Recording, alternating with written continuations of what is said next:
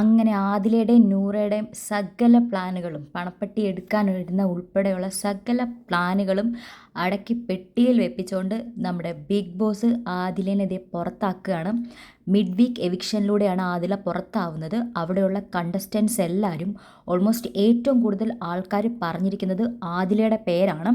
അനീഷ പറഞ്ഞത് ആര്യൻ്റെ പേരാണ്. Aryan because Aryan vote കിട്ടും പൈസ ഉള്ളത് കൊണ്ട് എന്നുള്ള രീതിയിലും അതിന് അപ്പം തന്നെ ആര്യൻ തിരിച്ചു പറയുന്നുണ്ട്.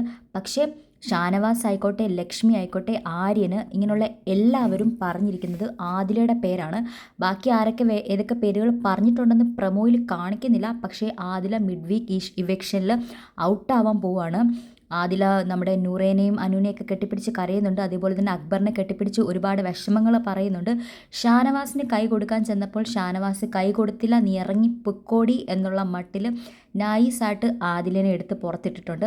അങ്ങനെ ആദില പുറത്തേക്കാണ് പോകാൻ പോകുന്നത്. ഇത് ബിഗ് ബോസ് ആണ്. അതുകൊണ്ട് തന്നെ ആദില പുറത്തേക്ക് പോവോ, സീക്രട്ട് റൂമിൽ പോയിട്ട് അടുത്ത വീക്ക് തിരിച്ച് വരുമോ എന്ന് നമുക്കറിയത്തില്ല. പക്ഷേ കുറച്ച് ദിവസങ്ങളായിട്ട് ആദില അവിടെ കിടന്ന് കളിക്കുന്നുണ്ടായിരുന്നു വൃത്തികെട്ട കുറേ ഗെയിമുകൾ കളിച്ചു. ബിഗ് ബോസിന് അറിയാം ഇപ്പോൾ ആരുടെ പേര് പറയുമെന്ന്. പക്ഷെ ആരും അനുവിൻ്റെ പേര് പറഞ്ഞില്ല. അത് കുറച്ച് കാരണം അനുവിനോടായിരുന്നു എല്ലാവർക്കും ദേഷ്യം ഉള്ളതെങ്കിൽ പോലും അറിയത്തില്ല. കാരണം ഇത് ഡേഞ്ചർ സോണിൽ നിൽക്കുന്ന അല്ലെങ്കിൽ നോമിനേഷനിൽ വന്ന ആൾക്കാരിൽ നിന്നും മാറ്റിയതാണെങ്കിൽ പോലും ആദില വന്നിട്ടില്ല. അപ്പം എന്തുകൊണ്ട് അനുവിൻ്റെ പേര് പറയാതെ അവിടെയുള്ള എല്ലാവരും ആദിലയുടെ പേര് പറഞ്ഞു എന്നറിയത്തില്ല. നമുക്ക് നോക്കാം ഇത് ബിഗ് ബോസിൻ്റെ ഒരു പ്രാങ്ക് ആണോ അതോ റിയൽ ആയിട്ട് നടന്ന എവിക്ഷൻ ആണോ എന്നൊന്നും അറിയത്തില്ല. നമുക്ക് കണ്ടാലേ മനസ്സിലാവത്തുള്ളൂ. ഇതൊരിക്കലും ജനങ്ങളായിട്ട് ഔട്ടാക്കിയതല്ല. ഇത് ആദിലിനെ അവിടുത്തെ കണ്ടസ്റ്റൻസ് ഔട്ടാക്കിയതാണ്. എന്തിൻ്റെ ബേസിലാണ് കുറച്ച് ആൾക്കാരെ ചൂസ് ചെയ്തിട്ട് ആദിലിനെ പറഞ്ഞതാണോ എന്നൊന്നും അറിയത്തില്ല.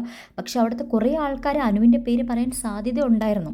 ഇതിപ്പം ആര്യൻ തന്നെ ആദിലയുടെ പേര് പറഞ്ഞത് അനീഷ് ആര്യൻ്റെ പേര് പറഞ്ഞതുകൊണ്ട് അതിലേക്ക് കൂടുതൽ വോട്ട് കിട്ടാൻ വേണ്ടി ആര്യൻ പറഞ്ഞതാവാം. പക്ഷേ ആര്യനും അതേപോലെ അക്ബറും നെവിനും ഒക്കെ ശരിക്കും അനുമോളുടെ പേര് പറയാനായിരുന്നു സാധ്യത കൂടുതലുള്ളത്.